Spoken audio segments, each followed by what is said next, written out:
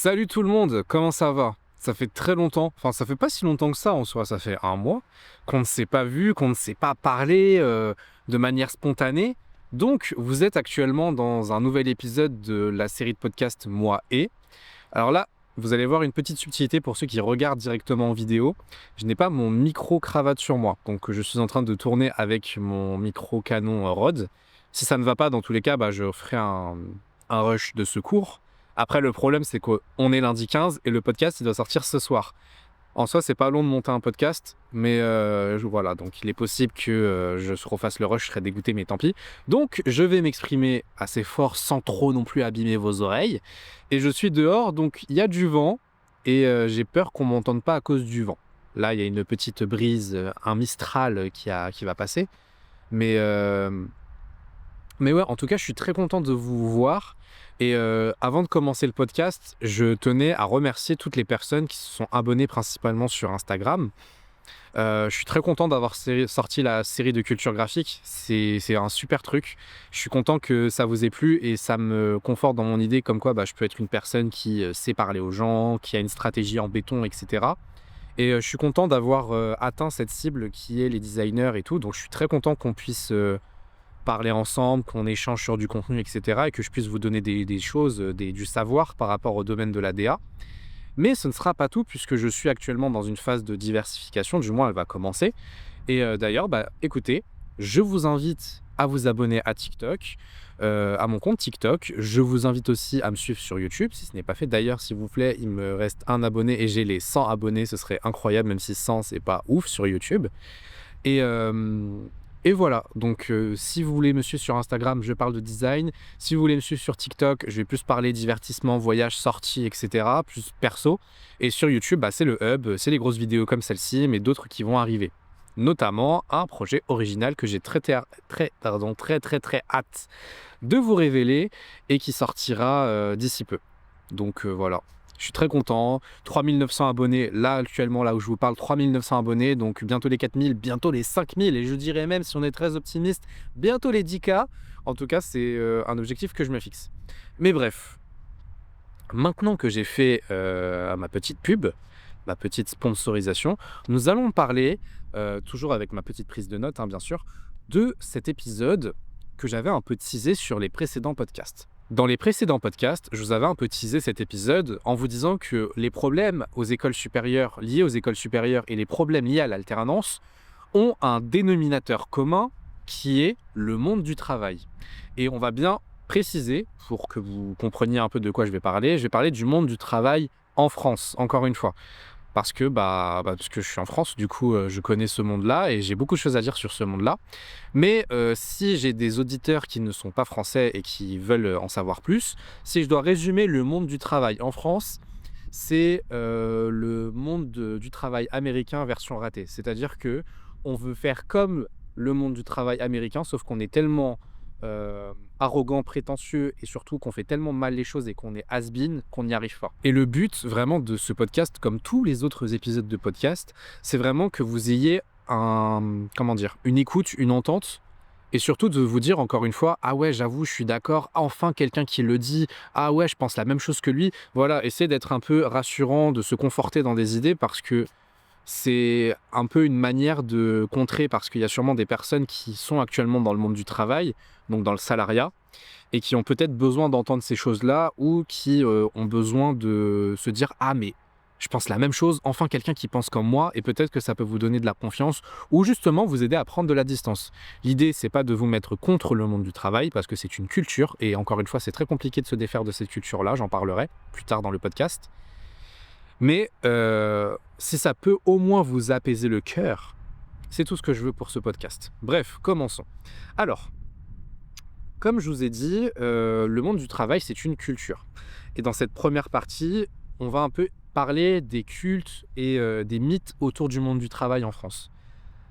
La première chose que j'ai envie de dire, c'est que le travail en France, dans la culture française et dans la culture du monde du travail, le travail, c'est une identité. C'est-à-dire que chaque individu en France, on dirait qu'on a été mis au monde pour travailler.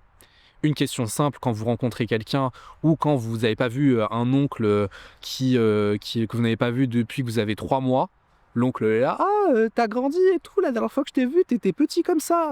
Et tu dis, ah bah désolé, je te connais pas. Mais si, je te connais, je t'ai vu, t'étais tout petit quand je t'ai. Bref, vous connaissez ce genre d'oncle? Voilà. Et bah, en général, quand vous allez un peu faire au-delà des connaissances ou des reconnaissances, il va vous poser la question, bah tu fais quoi dans la vie? C'est quoi ton travail? Alors que on va pas spécialement se poser la question de ouais, t'aimes quoi dans la vie, t'habites où, ouais, tu fais du sport ou des choses comme ça. Directement, tu fais quoi dans la vie?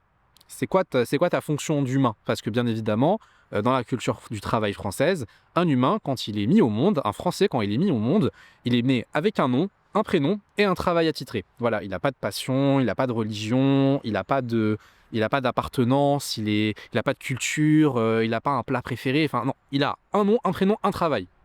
C'est pour ça d'ailleurs que à la mairie, quand vous vous mariez par exemple, on va toujours préciser votre travail. Et d'ailleurs, vous pouvez mettre ce que vous voulez, hein. Ils peuvent même vous dire sans emploi, hein, juste histoire de, de vous enfoncer. Mais c'est pour vous dire que déjà, le travail en France, c'est culturellement hyper important, c'est central. Tellement central que pour vous faire un petit cours d'histoire, et pendant la France de Vichy, c'était clairement dans la devise de la France de Vichy. Voilà, travail, famille, patrie. Voilà, le travail, c'était avant la famille, avant le pays. Donc vous voyez un peu l'environnement qu'on ne s'est pas spécialement détaché avec le monde du travail. Tout part de là, on va dire. La deuxième chose, qui est fortement liée au monde du travail, c'est le fait que encore aujourd'hui, le CDI est considéré vraiment comme quelque chose de essentiel, d'hyper important, et ça met beaucoup de pression aux gens. Parce qu'avec un CDI, on peut faire beaucoup de choses. On peut acheter une maison pour ceux qui veulent devenir propriétaires, on peut facilement accéder à un logement, on fait confiance. Voilà, on donne l'impression qu'on est des personnes sûres avec un CDI. Alors qu'un CDD, c'est la précarité. Quand on est auto-entrepreneur, j'en parle pas. Quand tu es étudiant, alors là, tu es un déchet de la société quand tu es étudiant. Pareil quand tu es chômeur. Voilà, de toute façon, on en parlera du chômage. J'ai beaucoup de choses à dire sur ce statut qui est fortement décrié, alors que dans les faits, être chômeur, ce n'est pas grave. C'est OK, comme disent les Montessori. Et il faut être Montessori aussi avec les adultes. Donc c'est OK d'être chômeur. Si tu es chômeur, c'est totalement OK. Tu as le droit. C'est un droit. Ce n'est pas un statut. C'est un droit d'être chômeur. Bref. Donc, cette symbolique du CDI, comme quoi c'est la seule chose à laquelle il faut aspirer, etc. Par exemple, quand vous avez des jeunes, comme dans ma génération ou dans des générations antérieures ou postérieures, qui aspirent à faire des CDD, des contrats courts, de faire autre chose, et les gens sont choqués, du moins les adultes. On va appeler les adultes les gens qui sont plus vieux que moi. Voilà. Donc si tu as 30 ans, pour moi, tu es un adulte. Et la plupart des adultes, quand tu leur dis, moi, j'aspire pas à un CDI, à être enfermé dans un CDI, etc., parce que je suis jeune, je vis chez mes parents, j'ai envie de bouger, j'ai envie de ci, j'ai envie de ça, on te regarde interloqué. Parce que cette culture du CDI, elle est ancrée. Et ça peut poser problème parce que ça va amener à des préjugés, des choses qui sont pas agréables quand on est jeune et quand on se lance dans le monde du travail. La chose aussi que je souhaite dire, c'est que en lien avec tout ça, dans la continuité, il y a la fameuse méritocratie. Alors c'est quoi la méritocratie? Bon. La méritocratie, c'est un concept qui est simple. Plus tu travailles, plus tu auras, c'est vraiment, plus tu vas travailler, plus tu mérites d'avoir ce que tu as. La méritocratie, mérite-cratie. Alors, je ne sais pas si vous avez capté. J'explique très très mal, hein, mais encore une fois, c'est un podcast. Je me lâche, je parle comme je vous parlerai si j'étais en face de vous. Donc, la méritocratie, c'est le concept de plus tu travailles, plus tu obtiendras des résultats. Et on sait pertinemment qu'il y a beaucoup de facteurs qui font que tu peux réussir ou non. C'est pas le sujet du podcast, mais du coup, cette culture de la méritocratie, elle est extrêmement ancrée en France. Et moi, je trouve que ça pose problème parce que, bien évidemment que non, c'est pas parce que tu as travaillé 5 ans fort pendant tes études que tu obtiendras un travail. C'est mon cas par exemple. J'ai fait 5 ans d'études, encore une fois je le répète, j'ai fait 5 ans d'études, j'ai fait 2 ans d'alternance, j'ai fait un CDD, etc. J'ai cumulé plusieurs emplois dans le domaine. Et encore à l'heure actuelle, je n'ai pas trouvé ne serait-ce qu'un entretien, je n'ai jamais décroché un entretien dans mon domaine. Donc vous aurez beau dire la méritocratie, que j'étais, moi je m'en souviens à l'école, j'étais pas parmi les plus forts, mais j'avais un bon niveau, et même ça n'a pas suffi pour me différencier. Donc la culture de la méritocratie est problématique, c'est un problème plus qu'autre chose, et c'est un moyen de faire travailler les gens, de les rendre dociles, vous voyez. Et ça, c'est clairement dans la culture du monde du travail, être docile et tout. Et cette méritocratie, ça amène à ce que j'appellerais la culpabilisation des perdants. C'est-à-dire que dans le monde du travail en France, si tu ne travailles pas assez, si tu ne te donnes pas les moyens, il y a du travail partout, tu as qu'à traverser la rue, et ben qu'est-ce que ça fait? Ça crée de la culpabilité. Et en fait, on est dans un système où il y a des gagnants et des perdants. Alors que dans les faits, c'est pas spécialement des personnes qui sont perdantes, ceux qui n'ont pas de travail. Parce que, à mon avis, hein, tu vis en France, un pays qui coûte assez cher et que tu n'as pas de travail, c'est pas parce que tu l'as voulu, c'est surtout parce que tu n'as pas les possibilités que les autres ont. Faut dire ce qui est. Quand un jeune ne trouve pas de travail, c'est pas parce qu'il ne fait pas d'efforts ou qu'il est trop exigeant. Il y a des jeunes qui sont exigeants, il y a des jeunes qui ne font pas d'efforts, etc. Mais moi, je tenais à dire que quand une personne, que ce soit un jeune ou un adulte ou peu importe, ne trouve pas de travail, bah souvent, ce n'est pas de sa faute. C'est pas parce qu'il ne se donne pas au travail, parce qu'il ne cherche pas 100 emplois par jour, parce qu'il ne fait pas que ça dans sa vie, il ne cravache pas que c'est de sa faute. C'est simplement parce qu'il n'a pas les mêmes opportunités que vous, il n'a pas les mêmes contextes que vous. Et en fait, cette culture dans le monde du travail, de la culpabilisation des gens, ouais, non, tu travailles pas assez, t'en donnes pas assez, t'as pas assez étudié, t'as pas fait assez, assez, assez, assez. Non, c'est faux. On sait pertinemment que c'est faux. Et certes, il n'y a pas, on va dire, il n'y a pas de fumée sans feu dans le sens où il n'y a pas de. Si tu ne bosses absolument pas, c'est sûr que tu n'as pas de résultat. Mais de là à dire que tu vas bosser, on va dire, tu vas postuler pendant 30 jours non-stop, tu vas faire que ça du matin jusqu'au soir, tu vas te réveiller entretien, tu vas manger entretien, tu vas te doucher entretien, et tu auras un travail. C'est faux, on le sait, il n'y a pas besoin de le prouver. Et cette culture-là aussi est très ancrée dans le monde du travail, et ça aussi, je trouve que personne n'en parle et que ça devrait changer. Encore une fois, je ferai ma petite théorie sur comment changer de culture de travail, mais c'est pas de la manière dont on pense, à mon avis, qu'il faudrait faire. En tout cas, c'est ce que je pense. Dans le monde du travail, parmi les mythes du monde du travail, il y a toute la culture liée à l'endurance, au sacrifice, à la productivité. Ça, c'est lié à tout ce que j'ai dit auparavant. Et en fait, ça pose un problème, c'est que on a une culture très, comment dire? On a une culture du travail très dominatrice, voilà. C'est vraiment, ouais, faut que tu bosses, faut que tu fasses des heures sup, il faut que tu me prouves. Et le truc de prouver en entreprise, ça c'est quelque chose dont je suis allergique. Le fait de tout le temps prouver sa valeur, il faut que tu nous prouves, il faut que tu montres, il faut que tu démontres, il faut que tu. En fait, il y a déjà un rapport de domination encore assez fort dans le monde du travail, c'est-à-dire que d'un point de vue, juste d'un point de vue juridique, les parties sont égales. Et ben en fait, tu as quand même un point de vue hyper dominant où tu as l'employeur parce qu'il paye, il a le dessus sur toi, et parce que toi tu travailles, il a le dessus. Enfin, vous avez compris? Alors que je rappelle que payer les gens, c'est normal, c'est pas une faveur, ce n'est pas une gratification, ce n'est pas du mérite. On ne te paye pas parce que tu le mérites, on te paye parce que justement, on prend du temps de ta vie pour rendre un service. Et forcément, quand on prend du temps sur ta vie, bah, ça t'inflige des pénalités. Tu ne peux pas t'occuper de chez toi, tu peux pas voyager, tu peux pas faire ci, tu peux pas faire ça. Et surtout, tu te mets au service des autres, donc c'est normal de te payer.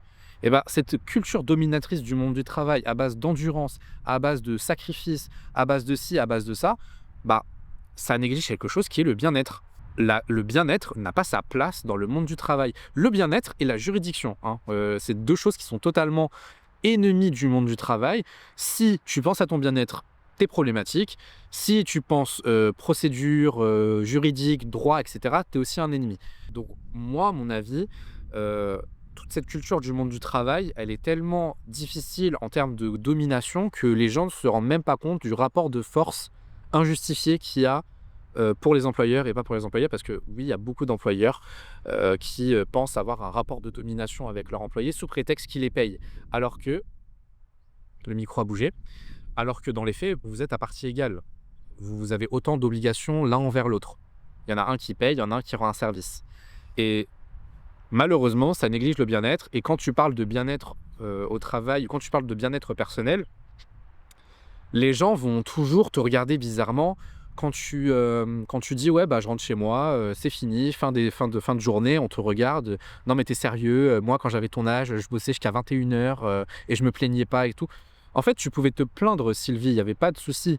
C'est juste que tu osais pas parce que tu as été éduqué d'une façon où, bah, l'employeur, il est au-dessus de toi et puisqu'il te paye, tu lui dois ceci, tu lui dois cela.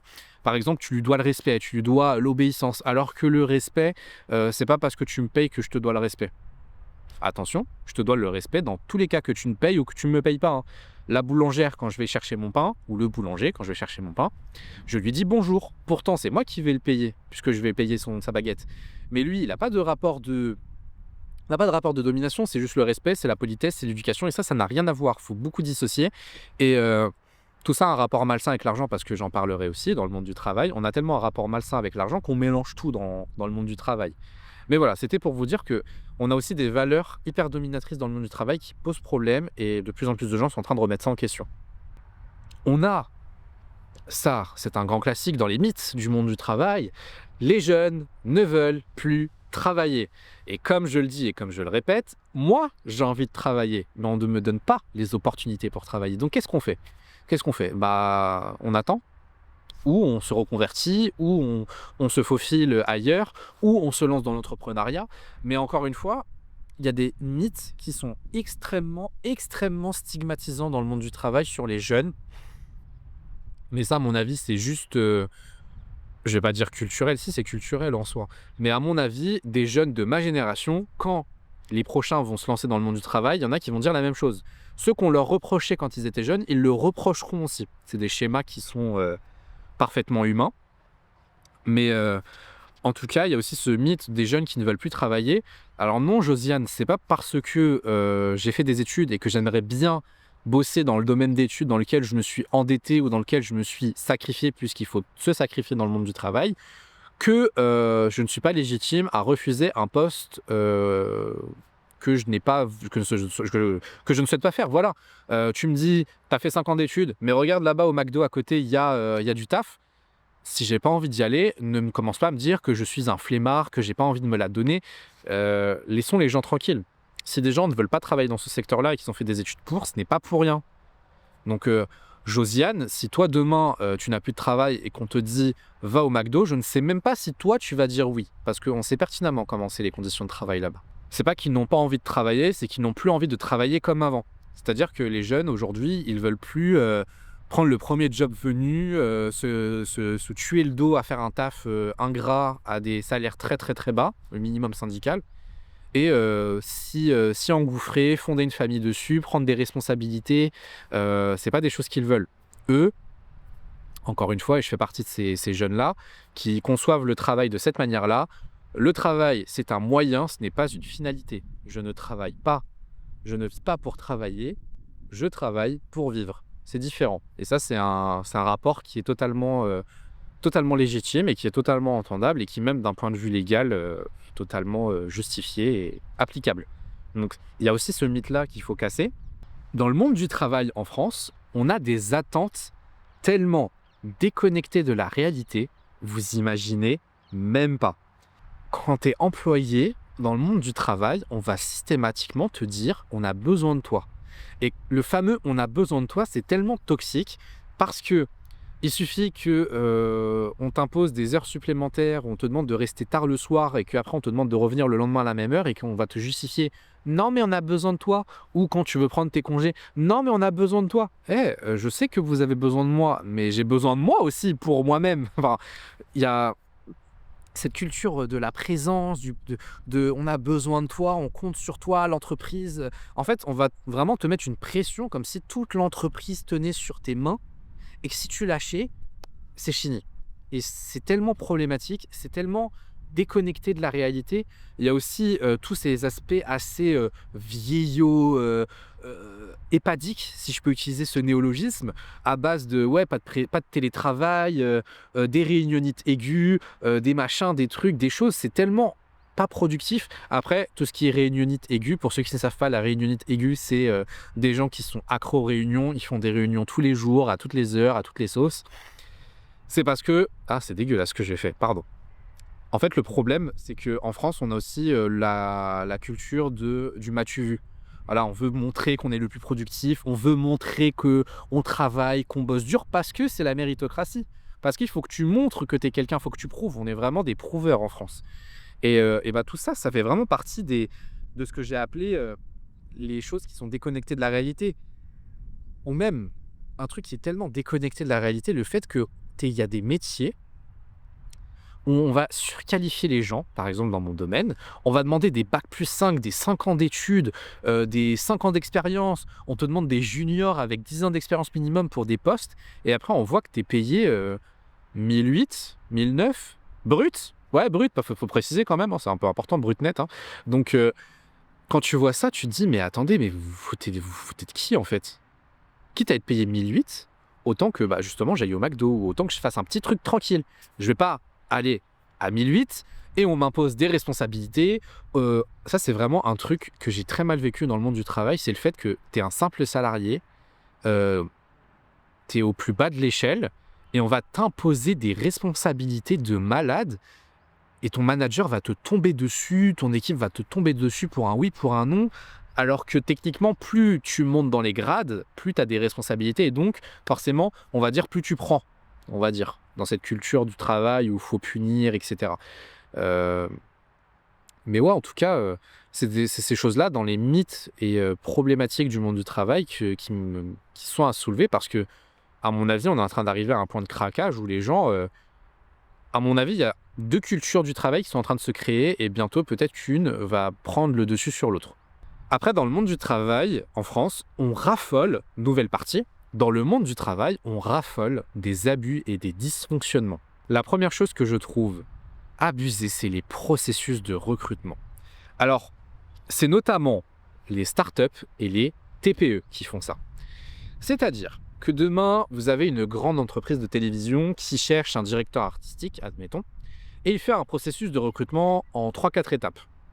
Je peux concevoir, surtout si un salaire est à la clé, que tu as des responsabilités, que je sais pas, tu as un statut cadre, peu importe. Je peux l'entendre. Au début de l'épisode, je vous avais parlé comme quoi la culture française, c'est la culture américaine ratée. Eh bien ça, c'est quelque chose qui est problématique parce que à un moment, il y a eu la culture des startups, les startup nation, comme ils disent, où là, on va essayer de moderniser le monde du travail, mais on va pas le moderniser vers le bien-être, on va le moderniser dans le chiant. Vous voyez ce que je veux dire? Eh bien, les startups elles raffolent de la culture américaine et dans leur processus de recrutement, je vais vous donner un exemple. Pour un poste de graphiste, motion designer, tout simple, hein, vraiment tout simple, devinez, il y avait combien de processus de recrutement? Il y en avait 6. 6. Entretien préalable avec le head manager. Vous voyez déjà, hyper red flag, je le dis maintenant. Quand une entreprise utilise des anglicismes partout, c'est un red flag. Parce que cette entreprise-là croit qu'elle est en train de devenir une future licorne française, que ça y est, ils ont... Je sais pas comment dire. Ces entreprises-là, en fait, c'est simple. Les entreprises qui continuent à faire des offres d'emploi avec des anglicismes, on va vous mélanger. Parce que là, il y a un moment donné, il faut arrêter de croire que parce que vous mettez des anglicismes à droite, à gauche, que vous êtes moderne, que vous êtes jeunes. Même le camion, il est d'accord que vous êtes jeunes, etc. C'est pas vrai. Vous êtes répugnant. Vous ne donnez pas envie d'aller là-bas. Mais bref, revenons à ce processus de recrutement. Première étape, entretien avec le manager. Use case, deuxième étape, étude de cas. Alors ça là, on en parlera. Étude de cas, puis présentation de ton étude de cas, puis petit oral. Je vous jure, il y avait écrit petit oral. Ensuite, entretien final avec le directeur général et grand oral pour présenter tout le processus. Un grand oral. Peut-être, je sais pas, hein, peut-être que je vais passer le bac. Je sais pas, peut-être que je vais entrer à la NASA, peut-être que je vais piloter des fusées. Il y a des processus de recrutement qui sont tellement ignobles dans mon secteur que quand je fais des processus de recrutement dans le secteur du transport, et ben là, tout d'un coup, c'est hyper simple. Un entretien au téléphone pour savoir qui tu es, puis un deuxième entretien, et tu as ta réponse. Nous, je sais pas pourquoi, on s'est monté la tête, parce que du coup, c'est un secteur qui est en tension, on se permet de faire les fines bouches, on fait des processus de recrutement tapeurs, tu sais pas pourquoi. Ils ont du temps à tuer visiblement ces recruteurs, ces RH et toutes ces personnes qui sont dans le recrutement et qui se plaignent que c'est trop long, on a trop de candidatures. Mais d'un autre côté, vous kiffez avoir des processus de recrutement hyper longs, vous kiffez. Donc il y a ça aussi, il y a ça déjà, continuez à faire ça, on va vous mélanger. Et vous avez les abus de pouvoir, mais ça, on en entend mais tellement parler. Et pourquoi les abus de pouvoir existent? Eh bien, tout simplement parce que dans la culture du travail, on a placé l'employeur au-dessus de notre tête et nous, en dessous de nos pieds. Et forcément, vous avez des grands classiques, des managers ou des supérieurs qui t'humilient, qui te mettent la pression, qui te harcèlent. Heureusement, je n'ai pas eu ça, mais j'ai eu des cas d'abus de pouvoir. Vous avez aussi l'exploitation des jeunes. J'en ai parlé dans le précédent podcast. Donc, allez voir allez écouter le podcast sur l'alternance et sur les écoles supérieures, où je parle un peu plus en détail de ces abus. Mais vous avez la surexploitation des stagiaires, des alternants depuis l'ouverture des aides de l'État, qui font qu'aujourd'hui, c'est difficile de trouver un CDI en tant que junior parce que ça coûte pas cher. Et en plus, ces gens-là sont novices dans le monde du travail. Donc, quand tu leur dis le code du travail, ils savent pas ce que ça veut dire. Et on abuse d'eux. On leur fait croire qu'ils n'ont pas le droit de partir en vacances. On leur fait croire qu'ils n'ont pas le droit au télétravail. Ça, il y a plein de gens qui le font parce que justement, on profite de la méconnaissance des gens. C'est un abus de pouvoir et c'est culturellement ancré dans la culture du travail en France. Aussi, vous avez dans les abus de pouvoir la culture du silence. C'est-à-dire que on va te demander de subir sans parler, on va te menacer, on va t'intimider. Le problème de tout ça, c'est que ça a été normalisé. C'est-à-dire qu'aujourd'hui, dans le monde du travail, on a normalisé le fait de subir sans rien dire. Encore une fois, quand vous avez Agathe qui dit non mais t'abuses, moi aussi quand j'ai commencé, je faisais ci, je faisais ça, le patron il me parlait hyper mal, et pour autant je suis encore là, j'ai tenu. C'est bien, tu as été endurante, mais c'est pas tout le monde qui est endurant comme ça. Et quand bien même, Agathe, je suis désolé, c'est pas parce que toi tu l'as fait et que t'as pas osé le faire que moi je ne le ferai pas. Parce que ça, après, chez certains adultes, ça se révèle comme de la désinvolture, comme du manque de respect. Mais ça, c'est parce que vous considérez que l'employeur il est au-dessus de votre tête, alors que nous, en tout cas les personnes qui pensent comme moi, on est des égaux, c'est-à-dire qu'on se doit autant le respect l'un envers l'autre, on doit autant respecter les limites de l'un et de l'autre, on doit autant répondre aux attentes de l'autre, mais après, au-delà de la dimension contractuelle, c'est purement humain et c'est comme ça qu'il faut considérer les gens. C'est pas tu me payes, je te fais tout ce que tu veux. Non, ça va pas ou quoi? On n'est pas dans des relations de soumission, c'est du travail. C'est du travail. Et ça, malheureusement, c'est normalisé. Et moi, je trouve ça ouf. Après, dans les failles, je vous avais parlé du fait que la France, on est tellement has-been qu'on a la fameuse culture de l'anti-télétravail et du refus de se moderniser. Est-ce que vous vous rendez compte qu'en France, je trouve qu'on est vraiment parfois un pays qui est tellement à la ramasse. On met 500 ans à obtenir des trucs que des pays voisins ont depuis la naissance du Christ. C'est une dinguerie. Et t'as, genre, franchement, le télétravail, je ne sais même pas pourquoi. Très honnêtement, j'ai une théorie, j'ai une projection. Je n'ai pas une vision, j'ai une théorie. Dans 5 à 10 ans, le télétravail sera un droit. Ce sera un droit parce qu'il y aura des enjeux climatiques, il y aura des enjeux sociaux, il y aura plein de trucs qui font qu'à mon avis, ça deviendra un droit. Ce ne sera plus une faveur de l'employeur parce qu'actuellement, c'est une faveur. Et c'est relou parce qu'il y a clairement des métiers qui ne nécessitent pas d'être là tous les jours au bureau. Je dirais même qu'il y a des métiers qui ne nécessitent pas de faire 35 heures. Par exemple, mon taf, ça ne nécessite pas 35 heures. Ça nécessite entre 25 et 35 heures, parfois plus, ça dépend. C'est pour ça que, à mon avis, des statuts cadres seraient plus appropriés pour les métiers du design, de la communication, du développement. Je dis ça, encore une fois, c'est que mon avis. Mais ouais, on est vraiment à la ramasse en France. On est à la ramasse. Encore une fois, accro aux réunionites, refus de se moderniser. Quand j'ai fait des entreprises et que je voyais des processus, des manières de travailler à l'ancienne, avec toute la culture liée à l'hypocrisie bien française, etc., des ragots et tout, tu te dis, mais on est vraiment à la ramasse. Je sais que j'ai des amis qui, eux, travaillent, qui ont quitté la France pour travailler à l'étranger. Ils font des trucs, pour eux, c'est normal, alors qu'en France, c'est inadmissible, alors que c'est rien, tu vois. Et enfin, c'est pas fini, il y a aussi un autre problème qui fait des failles du monde du travail, c'est tout ce qui est précarisation, Le fait qu'on va précariser des métiers, on va plus leur donner autant de valeur qu'avant et même s'il y a un contexte économique qui fait que les entreprises, je le vois, elles payent beaucoup de charges patronales, hein.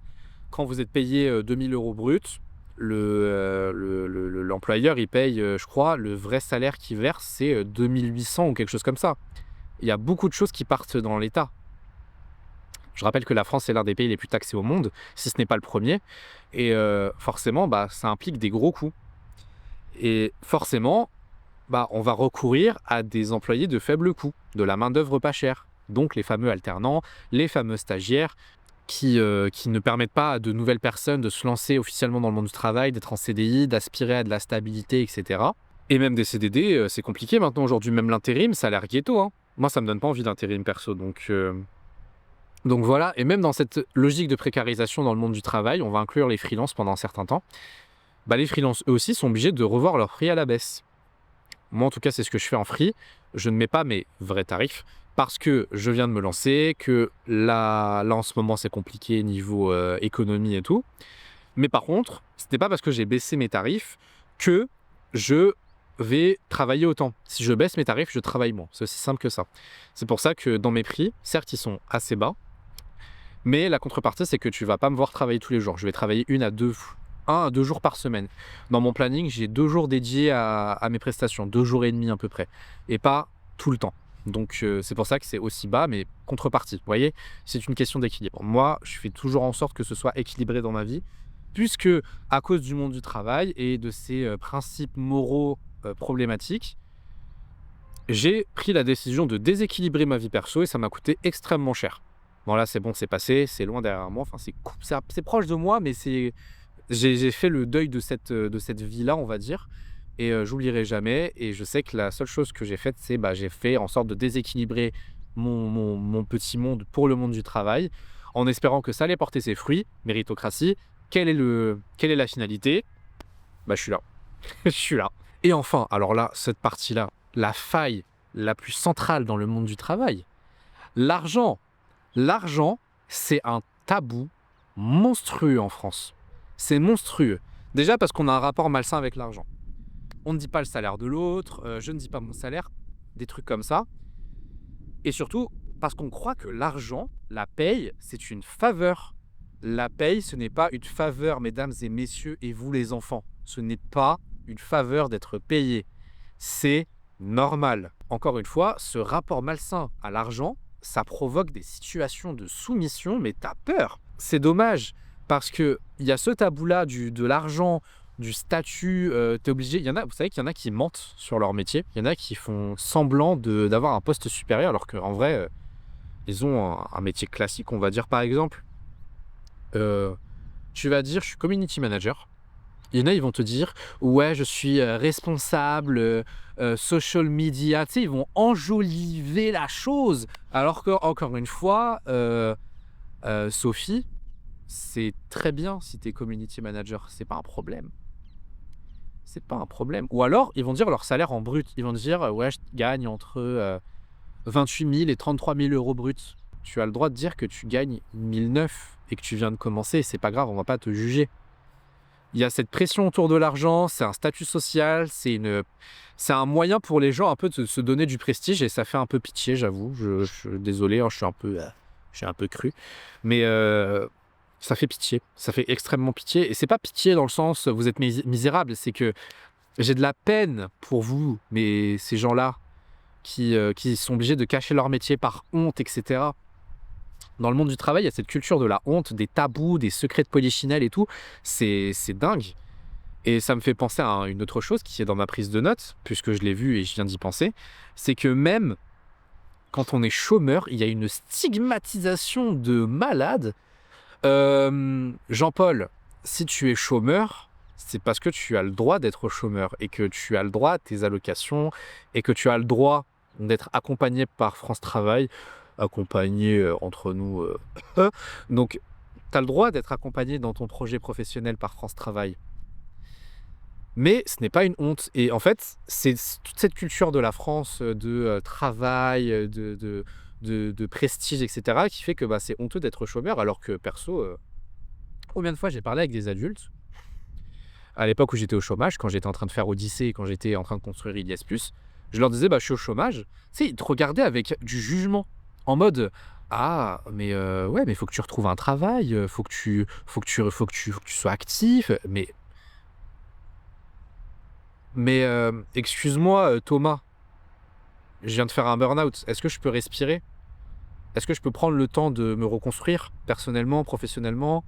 Est-ce que je peux finir un peu ma vie? Est-ce que je peux faire une petite année sabbatique? Parce que quand tu dis: «Je fais une année sabbatique», c'est: «Ah, c'est bien, il a fait une coupure et tout». Mais quand tu dis: «Je suis au chômage», on dirait que tu es un déchet de la société alors que il y a déjà ce mythe, ouais, on cotise pour toi, tu prends un salaire sans bosser et tout. C'est pas un salaire, c'est une indemnisation. La moyenne d'indemnisation des chômeurs en France, c'est 900 € par mois. Est-ce qu'on peut faire quelque chose avec 900 € par mois en France, surtout en Île-de-France? Je sais pas. Mais ce mythe social, en fait, c'est parce qu'aussi, fallait désigner un ennemi et ça aussi, c'est très culturel et c'est pas que dans le monde du travail, c'est en France, c'est que chaque problème a un ennemi et forcément et bien évidemment, c'est pas le bon ennemi, hein, c'est toujours, une minorité, c'est forcément des gens qui n'ont rien demandé à personne, on va les désigner comme ennemis. Et bah, dans le monde du travail, les ennemis aussi parmi, les employés, le monde du travail, c'est les chômeurs. Voilà, c'est des gens qui bossent pas, qui profitent des aides et tout. Mais ça va pas ou quoi? Mais arrêtez d'être jaloux aussi. Il y a aussi une culture de la jalousie en France, on est jaloux, on est envieux, tu pouvais toucher le chômage en faisant un abandon de poste, fallait faire. Pourquoi t'as pas fait ton abandon de poste? Pourquoi tu demandes pas ta rupture conventionnelle? Pourquoi tu te fais pas pousser au licenciement? Parce que déjà se faire licencier, c'est une honte pour plein de gens et en France, on a cette culture de l'accusation, en fait, c'est le fait de dévaloriser les autres pour mieux se valoriser. Parce qu'on sait pertinemment que quand tu es au chômage, quand tu touches une indemnisation et surtout que tu es libre et que tu es un peu libre dans tes journées, bah ça rend jaloux des gens. Et ça, le problème, c'est que bah, c'est pas de la faute des chômeurs si vous êtes coincé dans un travail que vous n'aimez pas, que vous n'êtes pas aussi bien payé, que vous pouvez pas faire ce que vous voulez, c'est pas de leur faute. Eux, ils sont là, ils prennent leur chômage. La plupart du temps, et je dirais dans la quasi-majorité du temps, quand on est chômeur, c'est pas parce qu'on l'a voulu, c'est parce qu'on n'a pas le choix d'être chômeur. Voilà, moi demain tu me dis Ilyes, t'es salarié, t'es chômeur, je préfère être salarié parce que je sais que je vais avoir un plus gros salaire, parce que je sais que je vais être beaucoup plus confortable dans ma vie. Mais d'un autre côté, il y a des gens qui disent le chômage parce que voilà, je touche une petite indemnisation, j'ai pas besoin de beaucoup pour vivre, ça me permet d'être libre, etc. Je fais ma vie et tout. Voilà. Il y en a, ils utilisent le chômage pour se reconstruire comme moi. Il y en a qui utilisent le chômage pour se reposer, il y en a qui utilisent le chômage pour se reconvertir. Il y a des gens, ils en font des usages multiples pour trouver une situation, parce que tout le monde est conscient qu'en France, il faut travailler pour gagner de l'argent et pouvoir vivre dans ce pays. Et bah, t'en as, ils comprennent pas. Ils sont mais éperdument jaloux, ils rejettent la faute sur eux, leur frustration, ceux qui n'ont pas pu faire sur les chômeurs. Mais encore une fois, à toutes les personnes qui écoutent, si demain vous êtes au chômage, ce n'est pas une honte, vous pouvez le dire. Si vous en êtes fiers, soyez-en fiers, même si vous voulez.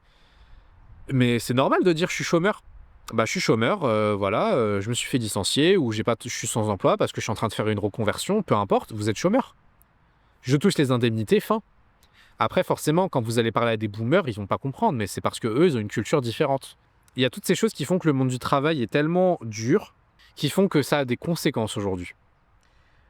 Les conséquences sur les travailleurs par rapport au monde du travail, c'est que déjà, le fait que vous ayez une culture rigide et vraiment une hiérarchie, pardon, verticale, c'est pyramidal, c'est comme ça, et ben, ça implique des problèmes de santé mentale. Ça implique déjà beaucoup de fragilité.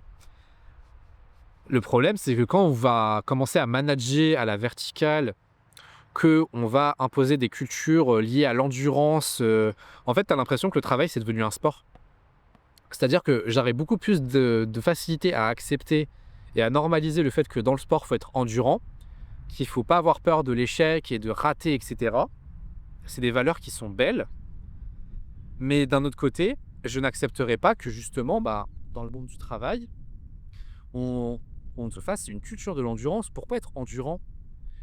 Ça, ce sera probablement une vidéo que je vais faire sur Insta et tout, mais on va beaucoup parler de sortir de sa zone de confort, de pourquoi on devrait sortir de notre zone de confort en fait? En fait, tant que ça te pose pas de problème, moi je suis plus dans le style, je sors de ma zone de confort pour en atteindre une nouvelle et dès que celle-ci ne me sert plus, je sors de cette zone, c'est tout. Il n'y a pas de problème. Si là en ce moment, je pourrais dire que je suis dans une zone de confort, mais rien ne m'empêche de la quitter si j'aspire à une autre zone de confort. Enfin, on a vraiment une aversion pour le confort, le bien-être et tout, que dans le monde du travail, on va te faire croire que c'est mal. C'est mal de se sentir bien, c'est mal d'être heureux, c'est mal d'être épanoui, c'est mal, que du mal. Et comme les autres ne l'ont pas fait, comme les autres n'ont pas pensé à eux, et ben toi aussi, faut que tu ne penses pas à toi, faut que tu t'oublies, faut que tu te dissocies de toi-même. Et c'est mauvais parce que vous savez pertinemment que quand on fait un travail et qu'on est heureux et qu'on prend du plaisir à faire du travail, à faire son travail, qu'on a des bons résultats, qu'on est performant. Voilà, les entreprises quand elles ont des employés heureux, satisfaits et équilibrés, bah, forcément ça va. Et quand au contraire ils ont des problèmes, des problèmes des problèmes psychologiques dans le sens où ils ont des problèmes de santé mentale, ils sont anxieux, ils sont borderline et tout. Comment vous voulez travailler avec une personne qui fait systématiquement des arrêts maladie? Comment vous voulez être productif quand la personne, elle fait tout le temps des oublis et cetera? C'est impossible. C'est impossible. Donc cette culture, pousse vers le bas les gens. Parce que les gens ont dit: «On est en bas». Quand tu es salarié, tu es en bas, tu es par terre et l'employeur, le patron, il est au-dessus de ta tête parce qu'il te paye. Et ça aussi, ça provoque aussi des blocages dans l'innovation sociale et dans la modernisation du monde du travail. C'est-à-dire que, voilà, tu vas demander, quand il y a des nouveaux congés qui vont arriver, ça va se plaindre, ça va gueuler. Sachez qu'avant, on travaillait 39 heures par semaine et quand, je sais plus c'était en quelle année, je crois que c'était dans les années 2000, ils ont décidé de passer aux 35 heures, un tollé mondial, enfin, j'allais dire un tollé mondial alors que c'est en France, un tollé national. Les employeurs, ils étaient vénères. Ils étaient vénères et on a obtenu gain de cause parce qu'on est passé aux 35. Et tant mieux, j'ai envie de dire. Tant mieux parce que les métiers qui sont en train de venir et qui vont exister dans les prochaines années, encore une fois, c'est des métiers qui ne nécessiteront pas autant de temps de travail. Personnellement, je serais pour les semaines de 4 jours ou les semaines en 4 jours. C'est-à-dire que tu travailles plus, mais tu travailles sur 4 jours. Tout ça, ça va amener à de la confusion, à du déséquilibre vie pro, vie perso. On sait pertinemment ce qui se passe.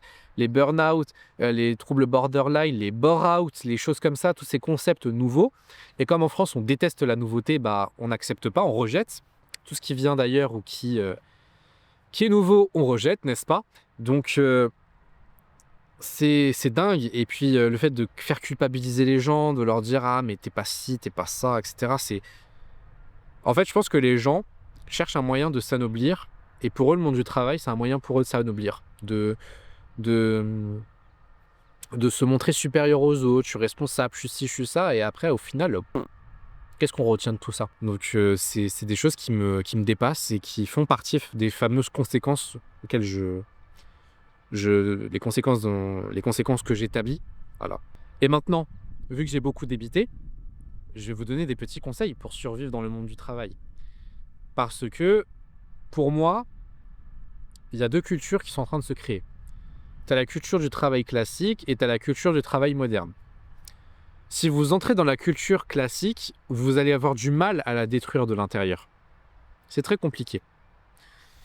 Par contre, une culture peut s'effacer quand une nouvelle culture prend le dessus. Donc si je dois vous donner un petit conseil, si vous n'êtes pas d'accord avec la culture du monde du travail classique, vous avez 2 options. Soit vous rejoignez la culture du travail moderne, soit vous faites la paix avec ça et vous prenez énormément de distance avec la culture du travail classique. Moi, c'est ce que je fais et c'est ce que je ferai maintenant puisque j'ai fait tout un travail pour faire la paix avec ça. Mais demain, si je rejoins le monde du travail classique, je sais que je suis ferme dans mes positions, je suis ferme sur ma manière de travailler. Quand je suis au travail, c'est pour faire mon travail. Il n'y a pas de papotage, il n'y a pas de blabla, il n'y a pas de bruit de couloir. Je fais mon taf, je rends mon taf, je suis cordial et cool avec les gens. Je ne suis pas non plus hyper rigide, hyper Gen Z, genre le cliché de Gen Z. Je ne le serai pas. Je ne serai pas désinvolte et tout ou quoi que ce soit. Mais je saurais poser mes limites, etc. Et je prendrai énormément de distance. Ce n'est qu'un travail. C'est 9h, 17h et après on n'en parle plus. Après j'ai ma vie à côté, j'ai Ilias Plus, j'ai tout ce qu'il y a autour de moi qui compte aussi. Qui compte même peut-être beaucoup plus que mon travail. Donc voilà. Et donc, passons à ces petits conseils. Comme je l'ai dit, n'ayez pas peur de vous affirmer, de poser des limites et de savoir dire non. Ça fait partie des choses qui ont été enseignées dans le monde du travail classique. C'est tu ne dis pas non à ton employeur, tu obéis, tu fais ce qu'on te dit et tu te la fermes parce qu'on te paye. Non, Ou alors vous acceptez en compensation, avec compensation. Je le fais, mais tu me payes plus, ou je viens pas le lendemain, enfin je viens plus tard le lendemain. Faites toujours les choses de manière équilibrée. Ne dites pas oui à tout. Ne vous sentez pas impressionné par les gens. Ne vous faites pas impressionner par ces gens-là parce que la plupart du temps, c'est que de la façade. C'est que du toc. Vous voyez, vous creusez un peu, c'est des coquilles vides. Ne vous laissez pas impressionner par ce genre de personnes qui, justement, profitent de leur statut et de leur pouvoir éphémère pour mettre des pressions, surtout sur les jeunes. Ensuite, pour le monde du travail, comme c'est un monde saturé qui répond aux besoins, aux offres, à la demande et tout, il y a des secteurs qui sont bouchés. Là où je pourrais vous donner un conseil, c'est faites attention au secteur dans lequel vous allez vous diriger. Non seulement pour les opportunités professionnelles, mais aussi pour les salaires et surtout pour la culture. Si vous n'avez pas la culture du sacrifice, de la participation, de ouais, mais tu sais, on est comme une famille, il faut qu'on fasse tout ensemble, il faut que tu fasses des heures sup, on a besoin de toi. Et la culture, je vais l'appeler la culture franglaise. La culture où tu vas parler en français, anglais, où tu vas à la moindre erreur, il y a des conséquences monstrueuses qui vont se produire. Oh, tu as oublié le E dans le visuel, mais oh mon Dieu, la trésorerie va se vider, on va tous se faire licencier à cause de toi, Jonathan. Enfin, vous voyez, si vous n'avez pas le cardio pour ça, n'y allez pas. Donc, quand vous choisissez un secteur, faites attention à tous ces aspects-là et n'hésitez pas à aller voir la culture de l'entreprise, aller sur Glassdoor, aller voir les avis des employés pour vous donner une petite idée de là où vous allez mettre les pieds. Après, je vais toujours valoriser une chose, de faire sa propre expérience. C'est-à-dire qu'il y a des gens, faut pas non plus abuser. Il y a des gens, pour un oui, pour un non, ils sont hyper insatisfaits de leur employeur, ils sont hyper insatisfaits de tout. Donc, quand c'est très, très, très red flag, apprenez à repérer les red flags, n'y allez pas. Mais par contre, si vous voyez des avis mid, du genre c'est aussi bien que aussi mal, allez-y quand même et faites-vous une opinion. Votre opinion compte, c'est votre ressenti, ça c'est le ressenti des autres. Ensuite, préservez votre santé mentale et l'équilibre de votre vie personnelle. Ça, je l'ai dit, je le répète, vous êtes né pour vivre ou vous n'êtes pas né pour travailler. Donc ça implique de ne pas se tuer à la tâche, même dans les périodes tendues. Ouais, je suis désolé Mohamed, mais là en ce moment on est dans une période très compliquée, tu vois, c'est la rentrée, tous nos clients ont besoin de leur visuel. D'accord. Il y a un super concept qui s'appelle l'anticipation et l'organisation. Fallait faire ça en août, fallait faire ça en juillet quand il y avait personne. Quand vous étiez là en train de bronzer vos fesses à Lloret Delmar, bah fallait peut-être justement préparer la rentrée. C'est des choses, encore une fois, on va vous inculter des choses. Et en plus, en général, ces gens-là, ils aiment bien vous reléguer le travail et après s'approprier le mérite. Ensuite, vérifier les discours des écoles et faire des recherches sur le marché. C'est ce que j'ai dit. Faites attention aux ces écoles qui vous vendent les secteurs comme prometteurs, bien payés, etc. J'en parle dans l'épisode pilote de cette série de podcasts, de ce premier chapitre sur la vie professionnelle. N'hésitez pas à aller écouter si ça vous intéresse, il y a de très bons conseils. N'hésitez pas à connaître vos droits, j'insiste énormément parce qu'il est là aussi le problème, mesdames et messieurs, et vous les enfants, le code du travail est accessible, c'est gratuit. Donc, apprenez vos droits. Quand il y a quelque chose qui ne va pas, n'hésitez pas à engager des procédures, soyez procédurier, soyez là en fait, soyez en place parce que vous, quand vous faites tomber un truc, je sais pas, ou quand, un truc pété, quand vous faites un truc pété qui n'a aucune conséquence sur l'entreprise et que l'entreprise vous fait une mise à pied, vous êtes un paria, ça fait des entretiens préalables au licenciement, je sais pas quoi, ça fait des procédures de malade, et ben vous de votre côté faites de même, soyez procédurier. Allez, je l'avais oublié, j'ai failli oublier du podcast et il faut que je vous la raconte. Il y a eu une situation où j'ai été procédurier parce que, et là ça va en faire rire plus d'un, parce que c'est une histoire qui, avec des potes, ça nous fait mourir de rire. C'est le jour où j'ai travaillé pendant 3 semaines à temps plein et qu'on m'a payé 500 €. Alors du coup, ce qui s'est passé, c'est que moi, j'avais 20 ans, je crois, ouais, j'avais 20 ans. Moi, tu me fais ça, à un moment donné, tu me fatigues. J'ai 20 ans, j'ai 500 €, j'ai travaillé 3 semaines, je me suis fait insulter par des clients, dose. Donc, qu'est-ce qui s'est passé? Petit mail, tranquille, à la chargée de paye. Bonjour madame, je crois qu'il y a un problème. Réponse de la dame. Non, il n'y a pas de souci, vous allez recevoir vos documents de sortie, tout est carré.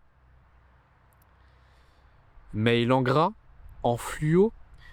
Sauf erreur de ma part, ça m'étonnerait que être payé 500 € pour 3 semaines de travail à temps plein, ce soit juste.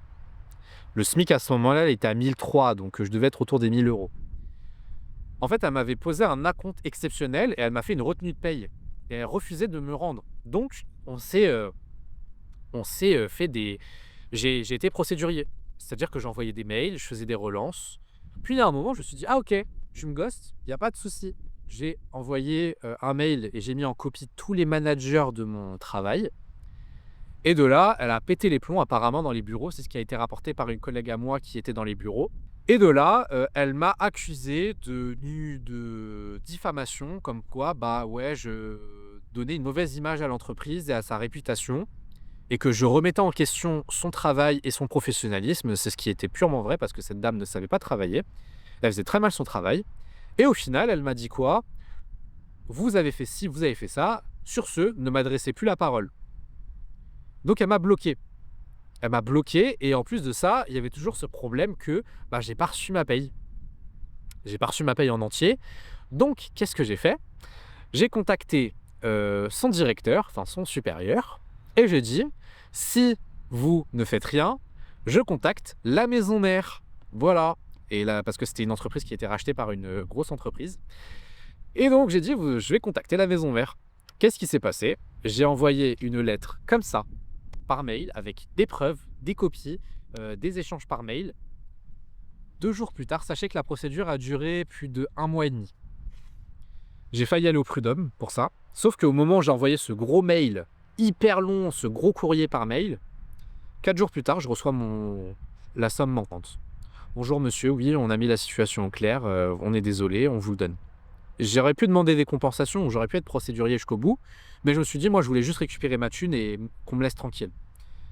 Donc, il ne faut pas hésiter, quand vous êtes sûr d'avoir raison, d'aller jusqu'au bout. D'aller jusqu'au bout et de ne pas les lâcher, d'entrer dans une logique, d'insistance, etc., pour qu'on vous donne ce qui vous est dû. Et encore une fois, ça c'est parce que c'était des gens, j'étais dans une entreprise où la mentalité c'était, on embauche des jeunes, on s'en fout, et on fait ce qu'on veut, ils vont rien dire. Plus tard, j'ai appris que cette chargée de paye a été licenciée parce qu'elle faisait du détournement de fonds. Voilà, donc c'est pour ça que quand on avait des problèmes de paye, c'est parce qu'elle détournait des fonds. Voilà. Donc voilà, n'hésitez pas à faire valoir vos droits. Ça, c'est un très bon conseil que je peux vous donner. Et on finit avec ce dernier petit conseil. Je le répète une dernière fois, vous êtes venu au monde pour faire autre chose que travailler. Le travail est un moyen, ce n'est pas une finalité. Concentrez-vous, sinon, moi aussi, je vais vous bousiller si vous faites ça en fait. À un moment donné, quand je vois des gens de ma génération qui jouent contre mon camp, qui sont là en mode ouais, je donne tout pour mon travail, je sais pas quoi vous dire, vous êtes relou. Vous êtes relou parce que vous savez pertinemment que c'est vous dans 3, 5 ans, 10 ans, on va vous retrouver sous cacheton. Faites pas ça. Faites pas ça. Votre travail, c'est pas votre vie. Votre vie, c'est vous. Votre vie, c'est vos passions, c'est vos aspirations, tout, c'est vous. Votre manière de vous habiller, votre manière de penser, c'est vous. C'est vous. C'est pas le travail que j'ai, le salaire que je gagne. À un moment donné, il faut décentrer le travail de sa vie. Donc, c'est ce conseil que je vous donne, décentrer le travail de votre vie. Et voilà, j'ai vidé mon sac. Et là, c'est un très gros épisode parce que c'est l'épisode le plus important. Le monde du travail est un monde par essence toxique. C'est un monde où on va supprimer toute forme de bien-être parce que culturellement, le bien-être n'avait pas sa place. C'est un monde où on va mettre l'employeur au-dessus de notre tête et le salarié plus bas que terre. C'est un monde où on va vous faire subir des choses sous prétexte que c'est comme ça, tout le monde est passé par là, donc tu serres les dents, tu te la fermes et tu obéis. C'est un monde qui essaie de copier le monde du travail américain, mais qui ne peut pas parce que nous sommes régis par des lois et par des droits, et qui plus est parce qu'on est extrêmement has-been en France et qu'on ne sait pas faire. C'est un monde où on va faire des processus de recrutement à rallonge pour des postes payés au SMIC, et c'est un monde où malheureusement, ce qui devient normal devient une qualité. Penser à ses salariés, à leur bien-être, c'est devenu une qualité alors qu'à la base c'est normal. Face à ça, vous avez plusieurs situations, soit faire la paix avec le monde du travail, soit quitter définitivement le monde du travail et passer à l'entrepreneuriat. Et dans le prochain épisode, je vais parler de l'entrepreneuriat et je ne vais pas en parler de manière positive.